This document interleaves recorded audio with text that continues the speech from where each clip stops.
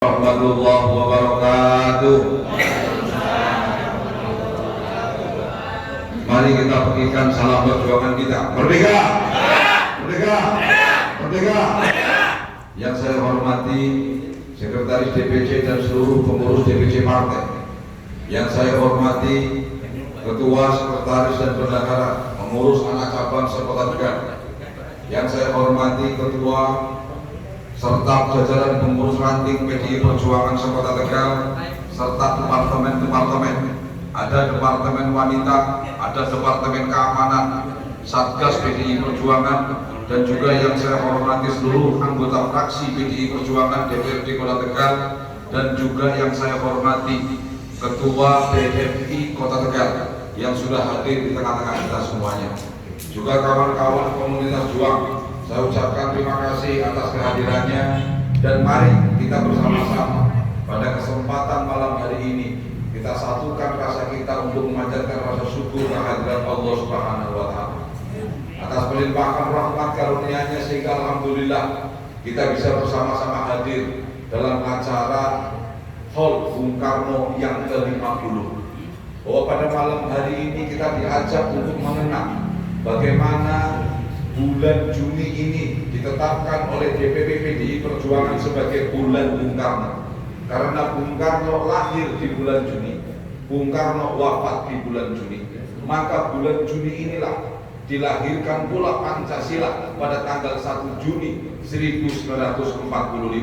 Maka oleh PDI Perjuangan bahwa bulan Juni ini menjadi bulan yang penuh sejarah. Bulan Juni ini menjadi bulan di mana landasan kita dalam kehidupan berbangsa dan bernegara ditetapkan bersama-sama, sehingga alhamdulillah founding father kita berhasil untuk melahirkan Pancasila sebagai falsafah bangsa Indonesia. Rekan-rekan semuanya yang saya hormati, pada kesempatan malam hari ini sebagai Ketua DPC Partai, saya ingin menyampaikan terima kasih kepada sesepuh PDI Perjuangan, juga teman-teman struktural partai, teman-teman anggota fraksi, dan seluruhnya, bahwa hari ini kita mengalami pandemi corona. Kita semuanya sedang berprihatin bagaimana peringatan ini dilaksanakan, tetapi kita tetap mengambil hikmah dari pelaksanaannya. Mari kita bersama-sama dalam satu naungan keluarga besar PDI Perjuangan. Saya ingin mengajak kepada seluruh struktural partai bahwa tantangan kita, sekali lagi, tantangan keluarga besar PDI Perjuangan, bagaimana kita mampu untuk membumikan Pancasila dalam kehidupan kita sehari-hari. Sanggup Pak Panda? Bersedia Panda? Ini karena butuh gotong royong. Pancasila hanya bisa diterapkan manakala kita punya yang namanya satunya kata dan perbuatan. Pancasila bukan saja hanya sila-sila yang terdiri dari sila 1 sampai dengan sila 5, tetapi Pancasila adalah sebuah nilai-nilai yang dikandungnya adalah di dalamnya untuk merekatkan satu kebangsaan Indonesia. Indonesia ini bisa bersatu bukan karena agamanya, bukan karena hal-hal lainnya, tapi Indonesia bisa bersatu karena Pancasila yang menyatukan berbagai macam pulau, berbagai macam adat istiadat, suku budaya bisa disatukan oleh Pancasila. Maka kita bersyukur sebagai negara yang besar ini disatukan dengan Pancasila. Maka saya meminta seluruh keluarga besar PDI Perjuangan, mari kita bergotong royong untuk membumikan Pancasila dalam kehidupan kita sehari-hari. Sederhana saja. Kalau kita menafsirkan Pancasila, sederhana saja. Sila yang pertama, ketuhanan yang Maha Esa. Apa maksudnya?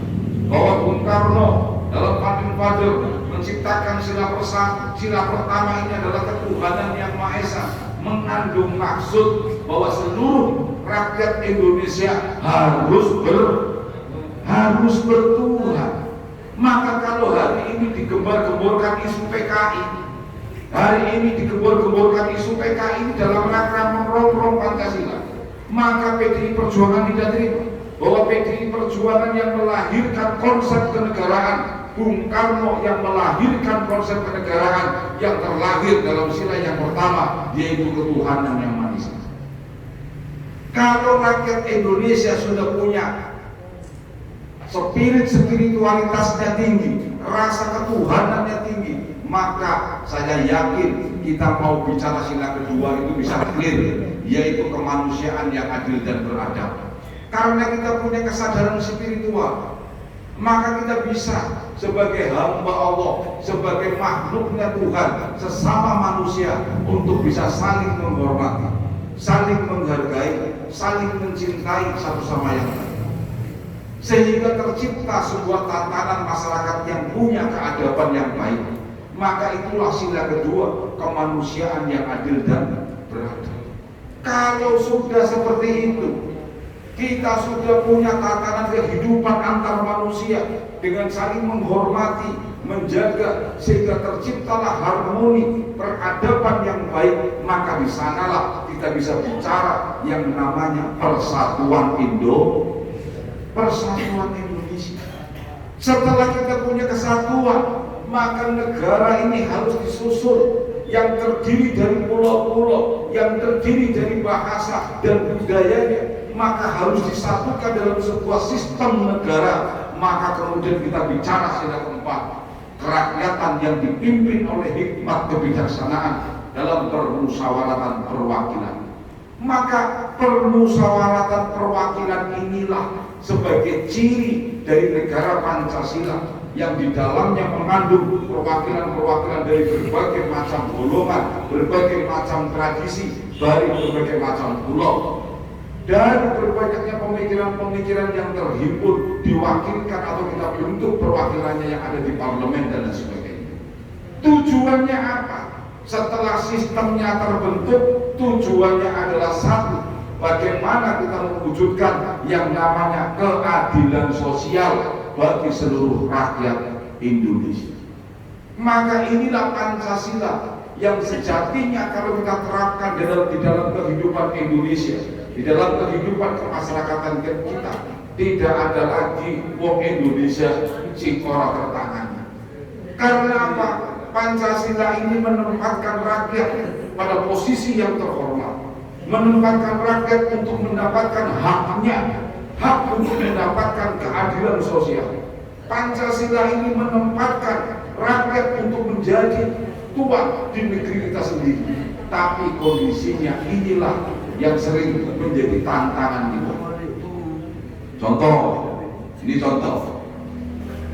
Ketika pemerintah daerah atau pemerintah mau mengadakan pertemuan, mau ketemu dengan rakyat, mau ketemu dengan masyarakat, kemudian berpikir, ini ketemu dengan masyarakatnya kita pakai nasi apa? Biar kelihatan rakyat wis nganggo ponggol wis.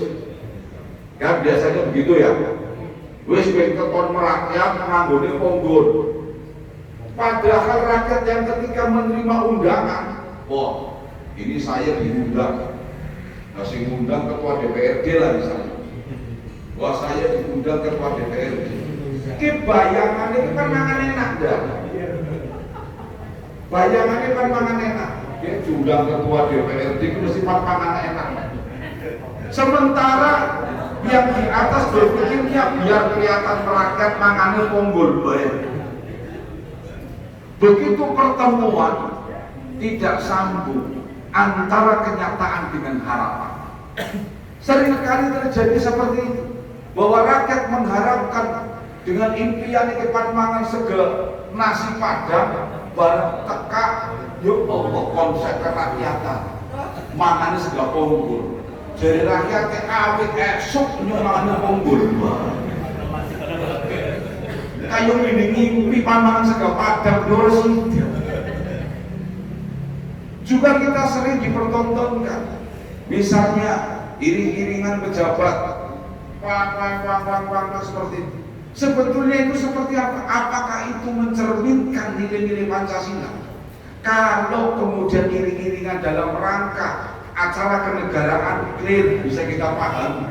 Tapi kalau setiap hari kemudian kita menyaksikan iring-iringan terus, kayak nggak upacara bendera, kayak mana iring-iringan bah.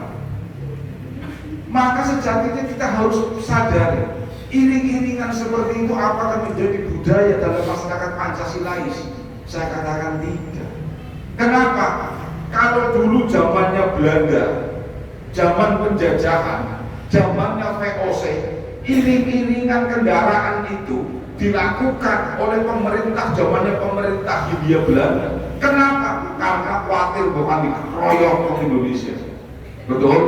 Penjajah mesti waktu itu bawa pasukan, maka pakai iring-iringan yang begitu banyak. Lalu hari ini negara dihadirkan oleh rakyat, dipilih oleh rakyat untuk kepentingan rakyat, yang milih rakyat kok malah nguing-nguingan kayak itu bukan mencerminkan budaya Pancasila. Maka kita juga sering menyaksikan bagaimana pelayanan, bagaimana perwujudan dari kebijakan-kebijakan penyelenggara pemerintah. Maka hari ini inilah menjadi tantangan kita. Bagaimana Pancasila bisa terus menjadi perekat bangsa Indonesia. Untuk itu keluarga besar PDI Perjuangan secara pelan tapi pasti saya ingin mengingatkan, mari kita sama-sama membumikan Pancasila dalam diri kita sendiri. Yaitu kita bangun kesadaran spiritual kita. Kita bangun kesadaran itu bahwa kita adalah makhluk Tuhan. Kita bertuhan, sehingga bagaimana ajaran-ajaran Tuhan, bagaimana ajaran kita dalam agama kita masing-masing, kita terapkan dalam kehidupan kita, sehingga akan tercipta tatanan harmonis masyarakat yang baik. Maka saya yakin kalau PDI Perjuangan sebagai motor untuk menggerakkan dan membumikan Pancasila, insya Allah Pancasila akan tetap menjadi Pancasila yang kokoh, Pancasila yang kuat dalam negeri kesatuan Republik Indonesia ini. Nah, cukup ya, maka saya titip pada panjenengan semua untuk sesama-sama membangun dan membangkitkan kembali hero semangat kepada pembangun Pancasila ini. Dan kepada struktural partai, hari ini kita memperingati haulnya Bung Karno. Bung Karno wafat pada tanggal 21 Juni tahun 1970.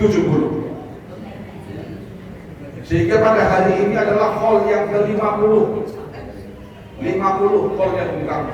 Dan tanggal 21 Juni inilah lahirnya Presiden Jokowi. Jokowi hari ini ulang tahun, sehingga hari ini kita sekaligus memperingati haulnya Bung Karno dan kita sekaligus memperingati hari lahirnya Presiden Republik Indonesia, yaitu Bapak Insinyur Joko Widodo. Mudah-mudahan Allah Subhanahu wa Ta'ala memberikan kemudahan di dalam beliau memimpin. Mudah-mudahan beliau juga bisa diberikan umur panjang untuk terus memimpin bangsa Indonesia ini dengan baik. Dan kebetulan juga Pak Saji ini ya, ini ulang tahun tanggalnya 20 apa 21 Saji? Oh 20, kayak sedina. Kata sedina baru Pak Jokowi, ada perjanjian.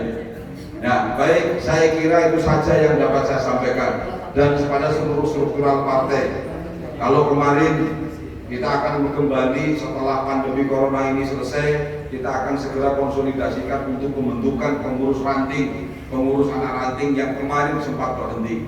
Setelah ini nanti kita akan giatkan kembali untuk menyelesaikan agenda konsolidasi partai ini.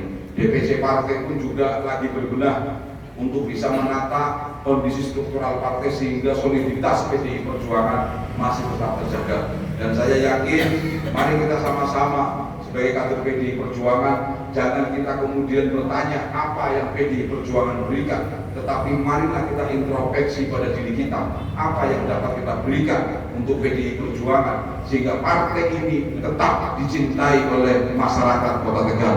Inilah PR kita semuanya. Terima kasih, kurang lebihnya saya mohon maaf. Wallahul muwaffiq ila aqwamit thoriq. Wassalamualaikum warahmatullahi wabarakatuh.